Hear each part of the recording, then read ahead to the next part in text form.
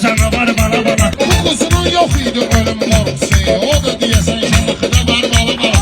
Təsəvvür et meyxana bilyard kimi, vurmalıyam luza başar bala bala. Ben sənətdə hücumçu oynayanda, sən deyən vurdunlar atar bala bala. Hücuma qalsa qol da vuracağım buna, hələ qıfılına salıram açar bala bala. Yukarı doğrasın sənətin var balı, çəkin bunu dağlarına düşər bala bala. Heydər Əşad mişardan danışırsan, alnıva diriyərəm makar bala bala. Yukarıdan qara aldıma mən tutacağım, Şamaxıda hazırdır məzar bala bala. Mən güvənirdim Rəşad dağ kimi, yağdı sokaqsız buna qar bala bala. Gəlib sənətin aftaboy şairi, bağlarınıza tükan bazar bala bala. Rəşadı birazdan salacam pis günə, hələ çəkidən başına tumar bala bala. Sən